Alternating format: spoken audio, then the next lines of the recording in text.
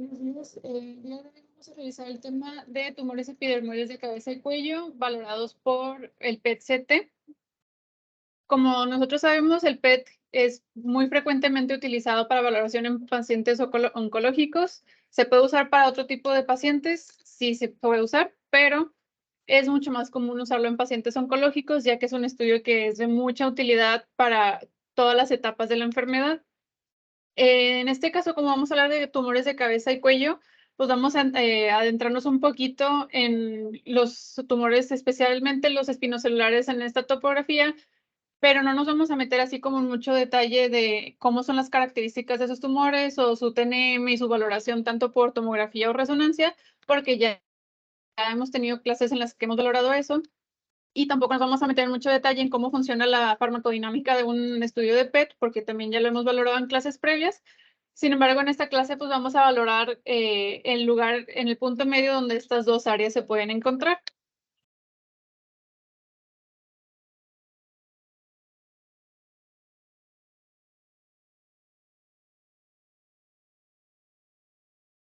El día de hoy, pues el contenido que vamos a valorar va a ser una introducción breve, algunas clasificaciones en las que nos podemos apoyar, la valoración de los ganglios linfáticos, algunas indicaciones que son especialmente para pacientes con tumores de cabeza y cuello en PET y algunas valoraciones específicamente de cómo vamos a ver cada tumor y qué podemos encontrar.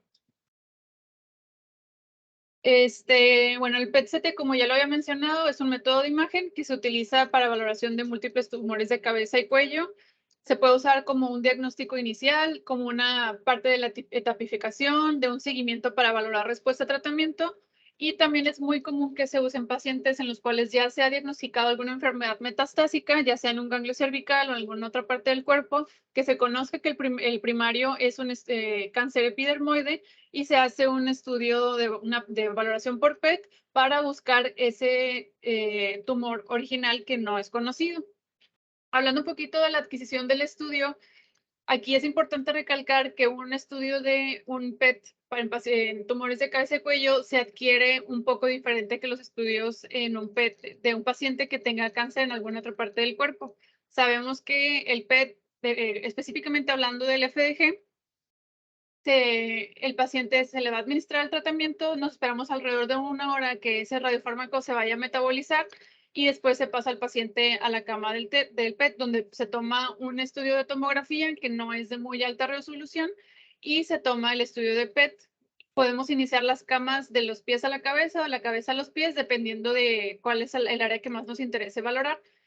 En caso de pacientes que tengan un primario desconocido o que tengan un diagnóstico de melanoma, se adquiere un estudio desde la cabeza hasta la punta de los pies, porque tenemos que hacer una valoración completa. En caso de otros tipos de cánceres, como sea cáncer de pulmón o cáncer de endometrio, etcétera, podemos tomar una adquisición en donde la valoración llegue hasta los muslos. En el caso de tumores de cabeza y cuello, siendo que cuando se hace una adquisición del PET, los brazos del paciente los pone arriba de la cabeza, como cuando se hace normalmente un estudio de tomografía, pues sabemos que al hecho de que el paciente suba los brazos nos va a causar artefacto específicamente en la zona de cabeza y cuello. Entonces tenemos que hacer dos adquisiciones. Primero hacemos la adquisición normal, en la que el paciente va a tener los brazos por arriba de la cabeza, se van a tomar todas las camas desde la cabeza hasta los muslos y después de eso vamos a hacer una segunda adquisición en el que los pacientes van a tener los brazos hacia abajo y se van a hacer camas especialmente para el área de cabeza y cuello, para poder tener esa valoración, tanto la tomografía como del PET, sin tener tanto artefacto. Como ya mencioné, el estudio del PET con tomografía no tiene la tomografía de mejor resolución, entonces puede ser una de las limitaciones que nosotros tengamos para poder valorar correctamente las estructuras anatómicas de cabeza y cuello, que ya hemos visto muchas veces en clases, son estructuras muy específicas, a ver, algunas son muy pequeñas y esas necesitan una valoración muy detallada.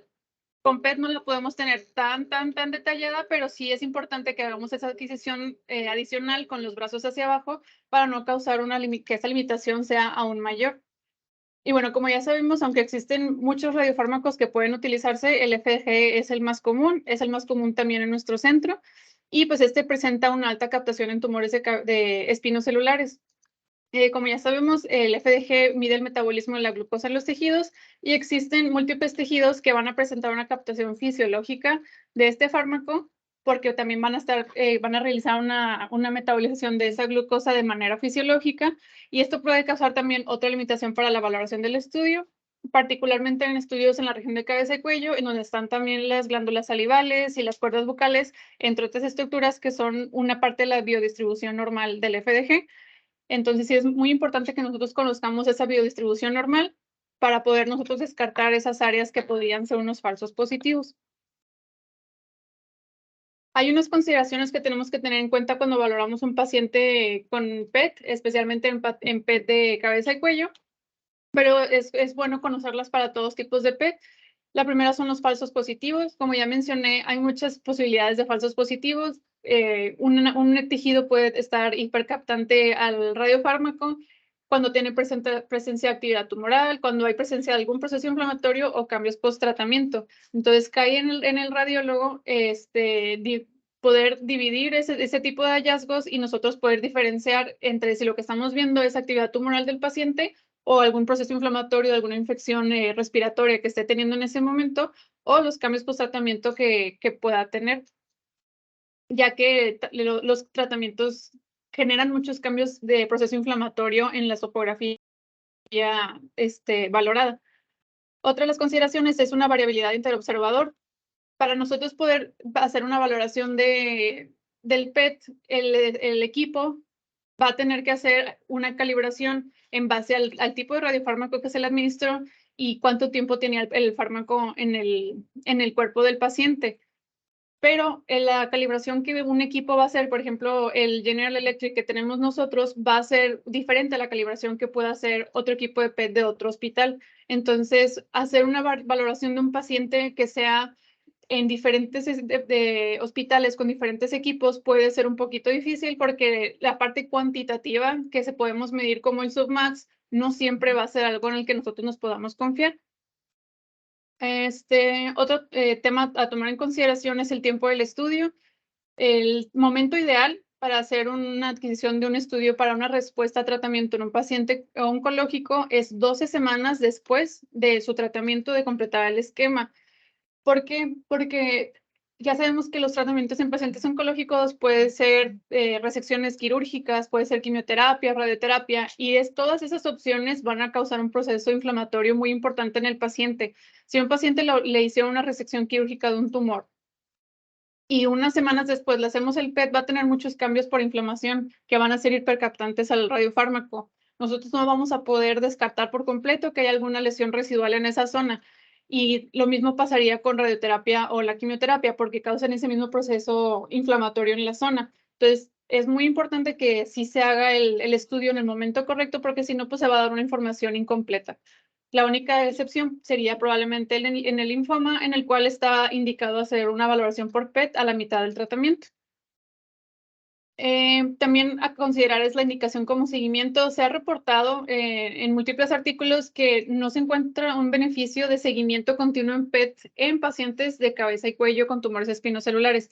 En otros pacientes de otros tipos de cáncer podría ser diferente, pero en el caso particular de estos tumores se ha conocido que después de que el paciente ya se encuentre en una resolución de su enfermedad de 5 años, no tiene ningún beneficio que se continúe haciendo estudios de PET. Otra valoración sería la de la diseminación perineural. Como sabemos, los tumores de cabeza y cuello es muy común que tengan ese tipo de diseminación y aunque en el estudio de tomografía que se realiza en el PET es un poquito difícil distinguirlo ya que la resolución no es la mejor y sabemos que el mejor estudio para eso es la resonancia, en el PET también podemos tener algún tipo de valoración al respecto ya que podremos ver una actividad metabólica que esté aumentada en la topografía del trayecto de ese nervio. Entonces es muy importante que nosotros conozcamos la anatomía de los estudios que estamos valorando y de a dónde se diseminan ese tipo de tumores. Y bueno, otro tipo de indicaciones podría ser la enfermedad a distancia o localizar un sitio que sea el más ideal para realizar una biopsia. Ahorita vamos a ver unos ejemplos de algunas de las consideraciones que vimos anteriormente. Aquí tenemos un paciente en el cual podemos ver un aumento focal del metabolismo adyacente a la rama mandibular izquierda. Y en este caso, pues nada más vemos si no tenemos un contexto clínico, podríamos pensar que tiene alguna tumoración de la cavidad oral, que está causando destrucción ósea, como se puede ver en, en la estructura ósea que se encuentra aquí en la mandíbula, pues se ve un área más hipodensa que podríamos pensar que es una destrucción ósea. Entonces, sí es muy importante conocer la clínica del paciente, porque en este caso estamos hablando de un paciente con un absceso periodontal que tuvo captación del radiofármaco y también estaba condicionando erosión ósea, que pues es muy común también en procesos inflamatorios. Aquí tenemos otro ejemplo. Este es un paciente en el cual podemos ver ocupación del seno maxilar derecho, el cual se encuentra con aumento de su metabolismo, y podemos ver también en esta imagen algunos ganglios linfáticos cervicales que presentan también aumento de su metabolismo. En este caso, pues es un paciente con una infección del seno maxilar derecho, que también podemos ver está condicionando ya formación ósea, lo que nos podría indicar que sea un proceso más crónico. Y también los ganglios cervicales, que pues, son datos del proceso infeccioso. Aquí tenemos otro ejemplo de un falso positivo. En este caso, tenemos un paciente que tiene una parálisis de la cuerda vocal izquierda, entonces está teniendo una disminución de la captación de esa cuerda vocal y un aumento del metabolismo de la cuerda vocal contralateral porque ocurre una compensación motora. Entonces, en este caso, que el mismo paciente presenta la parálisis del nervio epigloso izquierdo, vemos cómo el lado izquierdo de la lengua no presenta nada de captación porque no está teniendo actividad. Sin embargo, el lado derecho de la lengua presenta un aumento de su metabolismo por esa compensación de actividad motora que está realizando, pues va a tener mayor captación en su metabolismo. También aquí podemos ver cómo en el trayecto en el que estaría el nervio hipogloso, podemos ver un aumento focal del metabolismo. En esto es en lo que estamos hablando sobre la diseminación perineural. No podemos ver el nervio per se, pero sabemos que ese es su trayecto, entonces nos podría dar una sospecha de que tenga alguna enfermedad neoplásica que esté teniendo una diseminación perineural. Aquí tenemos un paciente, en la primera imagen es previo al tratamiento. En la segunda imagen del medio tenemos un estudio que es unos meses después del tratamiento y en la última imagen es cuando ya completó su esquema. Podemos ver aquí un ganglio linfático cervical que en la primera imagen se encuentra francamente aumentado de tamaño, con alteración de su morfología, con un centro hipodenso y aumento de su captación del radiofármaco. En la imagen del centro vemos cómo ese mismo ganglio ha disminuido mucho de tamaño, sin embargo, aún presenta ese hipermetabolismo que no es normal y no lo vemos en otros ganglios para sospechar que tuviera algún proceso inflamatorio. Y ya en la última imagen podemos ver cómo ese ganglio ya no se encuentra ni aumentado de tamaño ni hipercaptante. Entonces, estamos hablando de una respuesta completa a la enfermedad. Y aquí otro ejemplo de cómo podría ser una diseminación perineural. Tenemos un tumor que es infiltrativo e hipermetabólico en la glándula parotidia derecha y estamos aquí observando el trayecto del nervio auriculotemporal derecho, que está señalado también con las flechas blancas. Podemos ver cómo todo el trayecto se encuentra hipercaptante hasta llegar al foramen oval, que es por donde tiene su ingreso al sistema nervioso. Entonces, ese sería otro dato que es altamente sugestivo de una diseminación perineural en un paciente con un tumor de parótida. Bueno, entonces ahorita para hablar un poquito de las clasificaciones, sabemos que pues hay clasificaciones de todo tipo que las usamos mucho en radiología. Nos pueden ser de gran ayuda para tener una mejor comunicación con el médico, principalmente para que estemos hablando el mismo lenguaje. Verdaderamente las clasificaciones en tumores de cabeza y cuello no son muy comunes. Estas que vamos a mencionar ahorita no están estandarizadas en el uso, pero están siendo valoradas para poder aplicarlas y poder tener esa estandarización que hasta ahorita está un poquito faltante. Entonces, para la valoración de respuesta a tratamiento, pues los resultados más inequívocos en un paciente de cabeza y cuello los vamos a tener pues con una resolución completa, tanto anatómica como metabólica, o con una persistencia franca de la enfermedad. O sea, si ya vemos que nada está con aumento del metabolismo y que no hay ninguna alteración anatómica, podemos decir hay una resolución completa, ya, no tenemos un problema. Y si vemos que hay un área que tiene franca aumento de su metabolismo, pues también sabemos que la enfermedad persiste, no hay problema. La dificultad se encuentra en pacientes en los que están como borderline, que podría ser un poquito confuso si todavía persiste enfermedad o si no. Y para eso tenemos la propuesta de estas clasificaciones.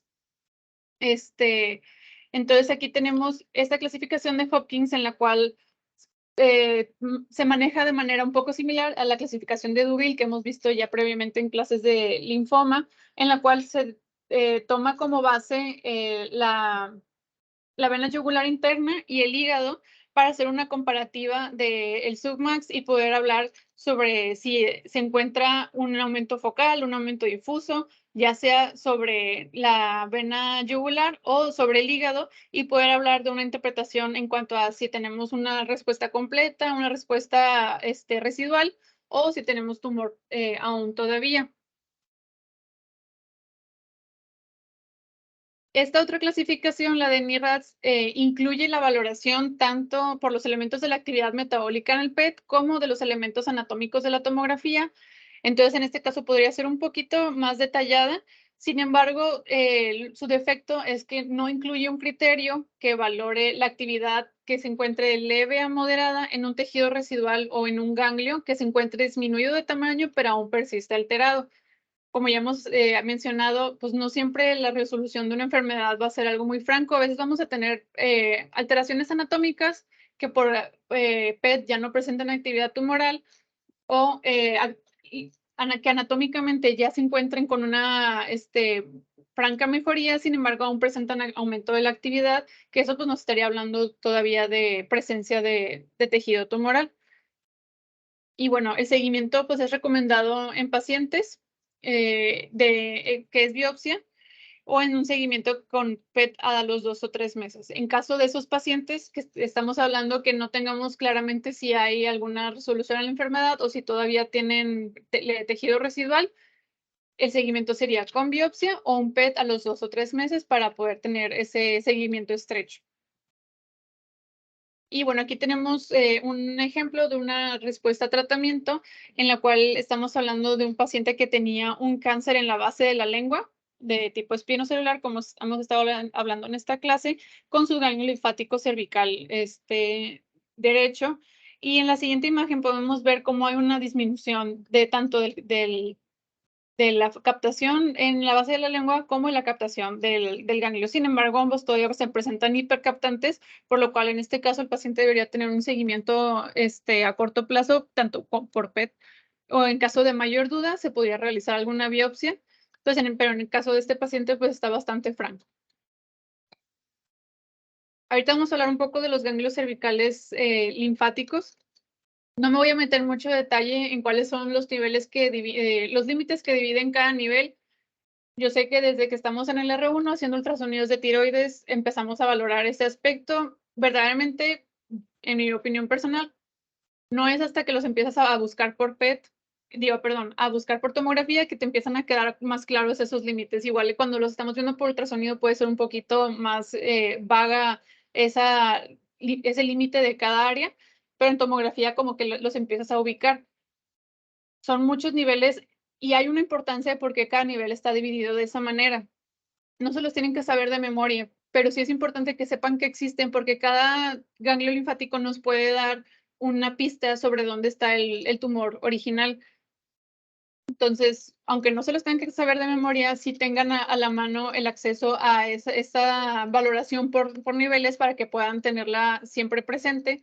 Porque, bueno, aquí estamos hablando de que en caso de tumores de cabeza y cuello, muchas veces el hallazgo principal que vamos a tener va a ser una adenopatía cervical y no vamos a saber cuál es el tumor original. Entonces, a veces, dependiendo de dónde se están presentando esas lesiones metastásicas, podemos pensar en ir a buscar el tumor primario en alguna zona en específico.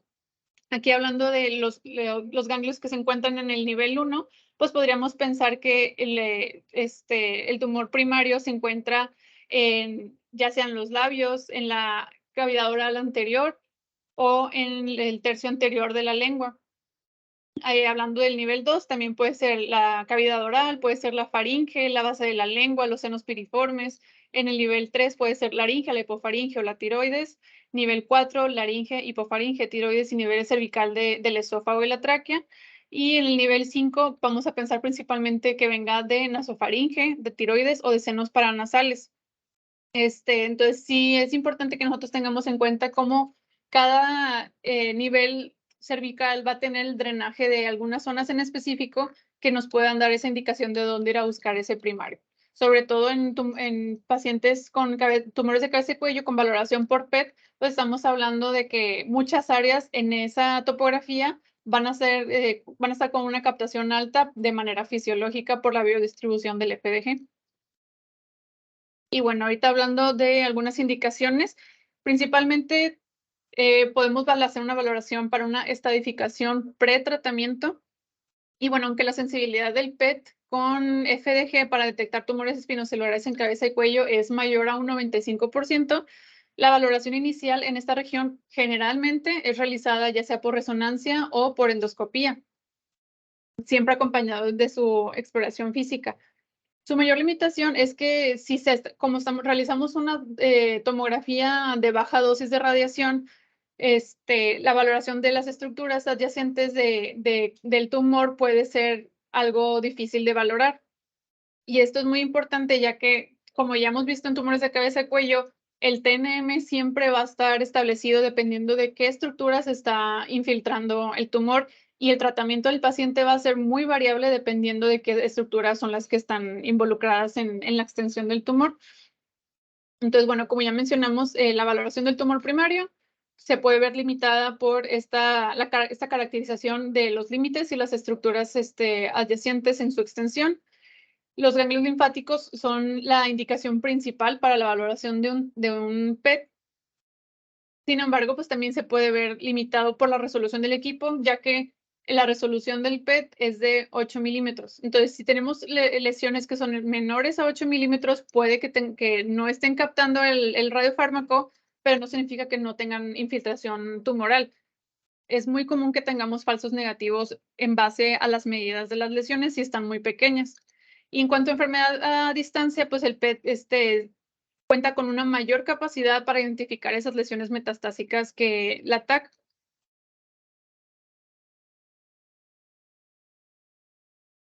Otras cosas que tomar en consideración en la estratificación pretratamiento es la valoración de un segundo primario.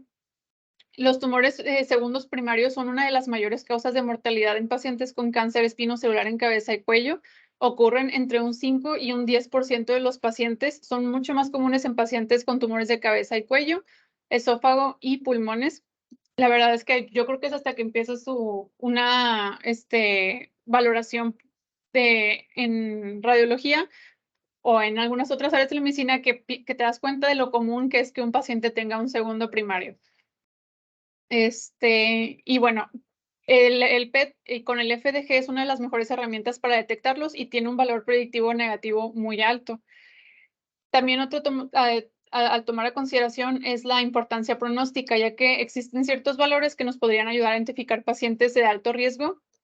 Sin embargo, por investigación aún se consideran controversiales. El manejo de los pacientes con tumores sigue siendo algo muy heterogéneo, específicamente hablando de los pacientes con tumores de cabeza y cuello.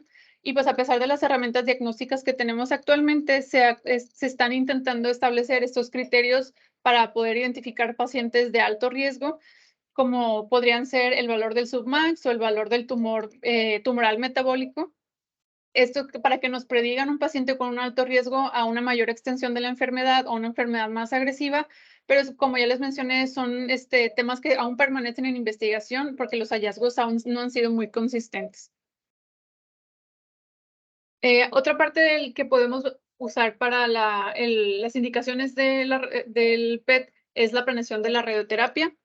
La imagenología molecular pues, se ha propuesto como un área de oportunidad para para planeaciones de la radioterapia, siendo que el PET pues, nos brinda una delimitación muy exacta de la enfermedad tumoral. Como ya hemos hablado, pues no siempre nos va a dar las características anatómicas más específicas, pero sí las características metabólicas. Entonces, en ese caso, en pacientes con enfermedad metastásica o tumores primarios ocultos, una valoración por PET previo a la realización de la radioterapia podría ayudar a identificar el sitio del origen o la extensión de la enfermedad para poder disminuir el área de radiación a la que se va a exponer al paciente. Entonces, de eso estamos hablando en selección de volumen. Cuando ya sabemos exactamente en dónde se encuentra la actividad metabólica, podemos destinar el área de radioterapia nada más a esa área, en comparación a hacerlo que abarque más, como hay pacientes con primarios no conocidos, con enfermedad metastásica. A veces se hacen sesiones de radioterapia que abarcan un área muy grande y eso también va a generar efectos secundarios en los pacientes. Y otro tema es la escalada de la dosis de radioterapia. De esto hablamos que al valorar las áreas que tienen un mayor submax, se propone hacer una escalada de la dosis de las zonas más afectadas, es decir, que en las áreas en las que tenga un mayor submax se realice la radioterapia con una mayor dosis que en las áreas en las que no presente tanto aumento del metabolismo.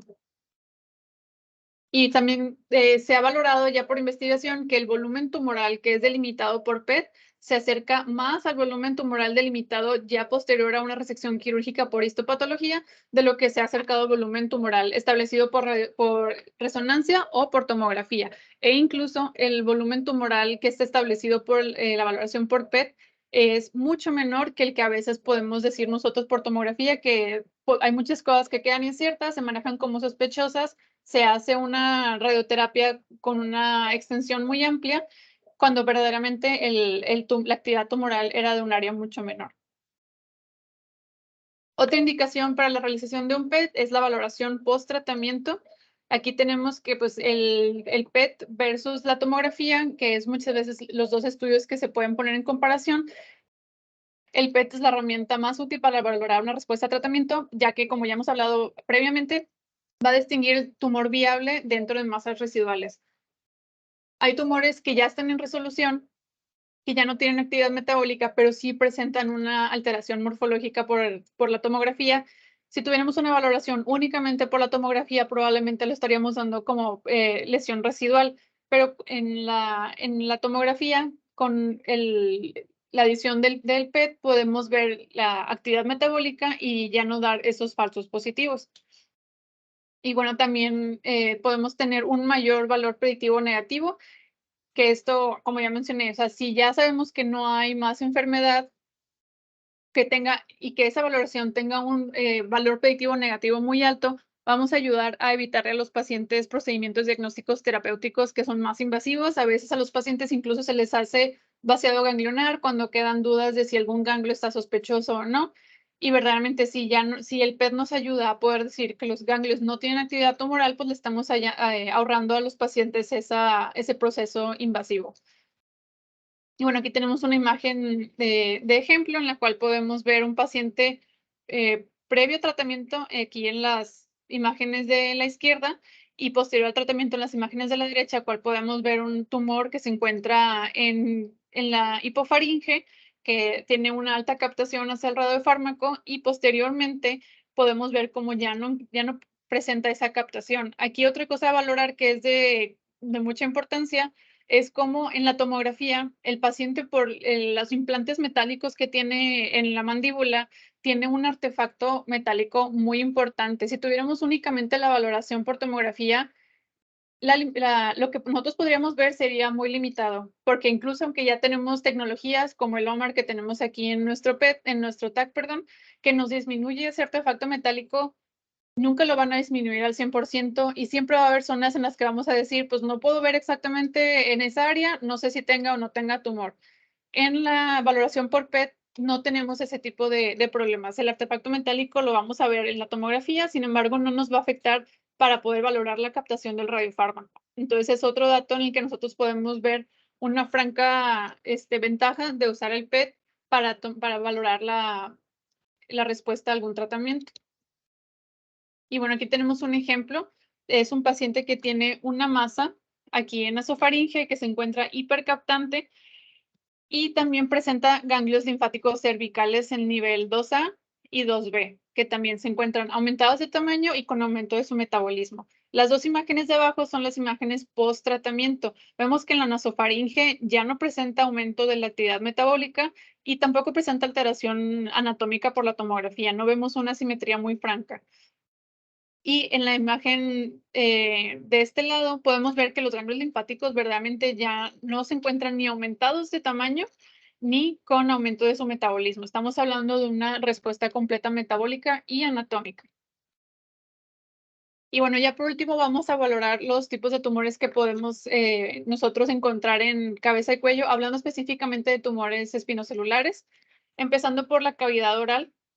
Aquí vamos a hacer una revisión un tanto rápida, como ya les mencioné, no vamos a adentrarnos mucho a los hallazgos tomográficos ni a los detalles de invasión, de estructuras que podemos, ya sabemos que la valoración de tumores de cabeza y cuello es algo muy detallado que tenemos que hacer con mucho tiempo y mucha dedicación, siempre basándonos en el TNM, porque cada TNM de cada topografía va a ser muy diferente y va a cambiar completamente el pronóstico y el tratamiento del paciente.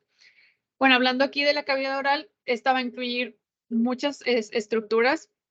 Van a ser los labios, el paladar duro, el piso de la boca, los 2/3 anteriores de la lengua y el trígono retromolar, perdón, así como la superficie bucal. Todas esas áreas son las que involucra la cavidad oral. El drenaje linfático en este paciente va a ser principalmente al nivel 1 y al nivel 2 de los ganglios cervicales. Va a ser altamente hipermetabólico con el uso de FDG y siempre va a ser importante valorar la invasión ósea. Como le mencioné en el ejemplo previo, podemos tener tumores que se encuentren en el trígono retromolar que ya presenten alguna destrucción ósea de las estructuras adyacentes. Entonces, siempre es muy importante tener esa doble valoración. También por eso es lo que el PET siempre se debe realizar en fusión con una tomografía para poder tener esa valoración de las estructuras anatómicas que no podríamos tener nada más al ver la actividad metabólica. También podríamos tener algunos falsos positivos con el uso del FDG, porque puede existir pacientes que tengan cambios por denervación, pueden ser algunos de los diagnósticos diferenciales, podrían ser abscesos periodontales, alguna osteonecrosis posterior a algún tratamiento, úlceras de la mucosa y, como ya había mencionado, todos los cambios post-tratamiento, post-radiación pueden ser algunos falsos positivos en pacientes oncológicos. Aquí tenemos un ejemplo, es un paciente que tiene un tumor hipermetabólico que involucra el lado derecho de la lengua. Vemos aquí cómo se encuentra el metabolismo. Y en esta imagen que la vemos en sagital, podemos ver cómo presenta una extensión hacia el piso de la boca. Y también aquí podríamos ver cómo presenta extensión hacia los ganglios linfáticos en el nivel 2A, que como ya habíamos visto previamente, son uno de los niveles donde principalmente va a presentar el drenaje linfático, los tumores de la cavidad oral. Aquí tenemos otro ejemplo, este es un tumor epidermoide también de la cavidad oral que presenta ya involucro óseo. Aquí en una ventana de tejidos blandos, pues vemos el aumento del metabolismo adyacente a la mandíbula y vemos una alteración también de los tejidos blandos adyacentes con un engrosamiento de la fascia, pero también en la valoración de la ventana ósea, pues ya podemos ver que hay un defecto en la cortical, que estamos hablando de esa destrucción ósea. Ahora hablando de los tumores de la orofaringe, pues la orofaringe va a consistir en las amígdalas palatinas, en la pared lateral adyacente, el paladar blando y la base de la lengua. Previamente habíamos dicho que la cavidad oral incluye los 2/3 anteriores de la lengua, la orofaringe incluye el tercio posterior, le llamamos como la base de la lengua. La invasión principalmente en los pacientes que tengan tumores en esta área van a ser hacia el espacio parafaringio, las valléculas y el espacio preepiglótico, lo cual es muy importante porque el espacio preepiglótico es algo que nunca se va a poder valorar por endoscopía. Como ya había mencionado, los tumores de cabeza y cuello, su valoración inicial y la que es un poquito más detallada podría ser la endoscopía, ya que ahí tienen una valoración directa de cómo se observan las mucosas y aparte pueden realizar una toma de la biopsia, pero el espacio preepiglótico nunca va a estar disponible para los médicos en la exploración física, entonces siempre va a ser algo que el radiólogo va a tener que valorar porque de otra manera va a ser una zona que no va a quedar detallada. El drenaje linfático va a ser primero en el nivel 2 y en ocasiones puede ser en nivel 3 o los ganglios retrofaringios. Y bueno, la valoración de pacientes con ganglios linfáticos con metástasis para neoplasia espinocelular sin un primario conocido es muy difícil, pero el PET nos va a ayudar hasta en un 50% de esos casos a reconocer ese primario positivo, como ya les había dicho. Muchas veces en los pacientes de cabeza y cuello, la primera valoración que vamos a tener, el primer hallazgo, van a ser las adenopatías y posterior a eso se van a ir a buscar el tumor original. Y como ya también lo vimos en cavidad oral, es altamente hipermetabólico en el uso de FDG y en el caso de los pacientes con tumores en orofaringe, casi siempre van a ser positivos al estudio del BPH. Cuando tengamos alguna adenopatía que haya sido biopsiada, que mencione que sea BPH positivo, siempre tenemos que irnos a buscar hacia la orofaringe para tratar de encontrar ese primario, porque casi siempre van a estar relacionados. Aquí tenemos un ejemplo de una tumoración hipermetabólica que se encuentra en la amígdala palatina derecha con su ganglio linfático cervical en el nivel 2A hipermetabólico. Como podemos ver, o sea, de lo que hemos mencionado durante toda la clase, vamos a ver una captación muy franca, pero la valoración así muy detallada de las estructuras finas sobre de que podamos nosotros decir la extensión de los límites puede ser un poquito limitada. Ahora hablando de la hipofaringe, esta se encuentra limitada superiormente por la orofaringe en el hueso yoides e inferiormente por el esófago cervical en el margen inferior del cricoides. Los pacientes generalmente son sintomáticos hasta que ya están en estadios muy avanzados y dependiendo de dónde se encuentra el tumor en la hipofaringe, vamos a ver diferentes tipos de invasiones. Los tumores que se encuentran en la pared posterior van a invadir primero el espacio retrofaringio y después el espacio prevertebral. Los tumores de la región postcricoidea van a invadir anteriormente hacia el cartílago cricoides y a la laringe y superiormente hacia la base de la lengua e inferior hacia el esófago cervical. Y los tumores que se encuentran específicamente en el receso piriforme van a invadir lateralmente hacia el cartílago tiroideo y los tejidos blandos y anteriormente hacia ganglios cervicales.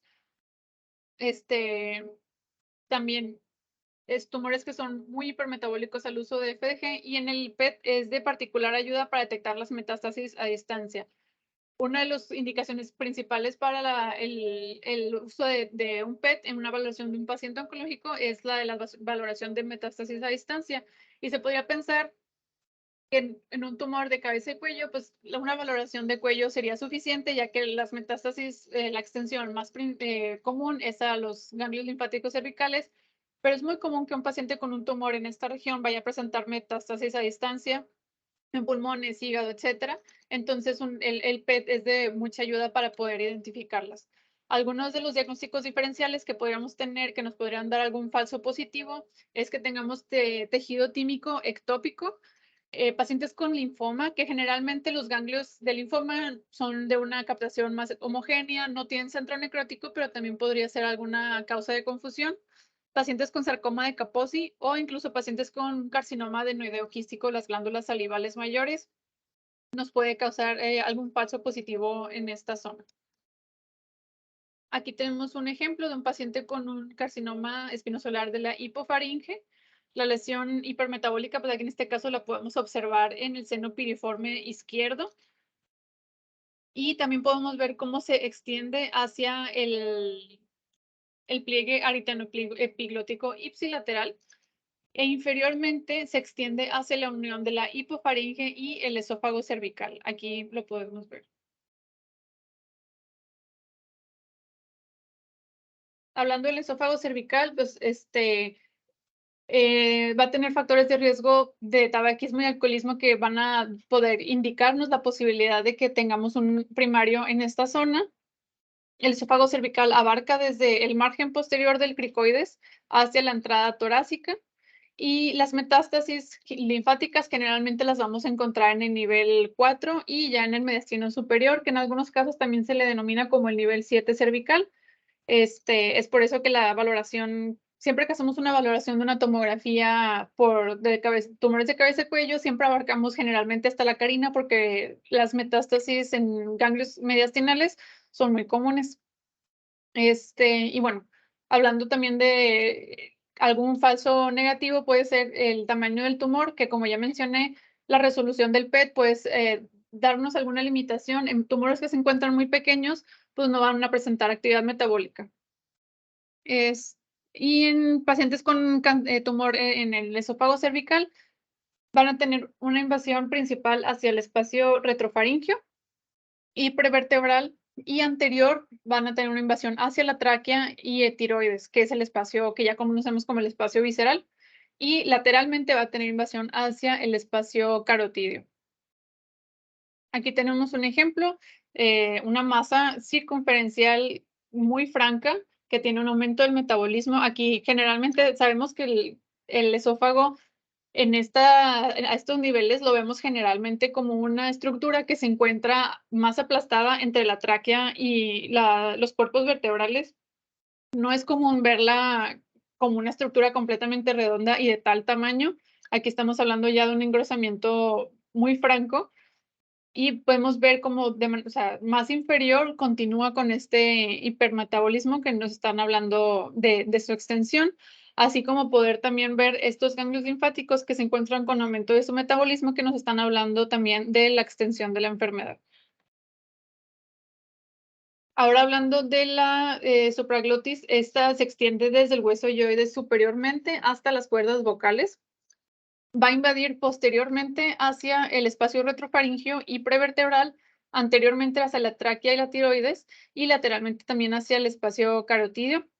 Tiene un mayor tamaño los tumores de glotis o subglotis. Generalmente los tumores que vamos a valorar en la supraglotis van a ser de mayor tamaño y generalmente los vamos a ver asimétricos, que esto es una oposición a como vemos los tumores de la epiglotis, ya que los tumores de la epiglotis suelen abarcar de lateral a lateral la totalidad de la epiglotis y podemos verlos como algo simétrico, una captación del radiofármaco simétrico.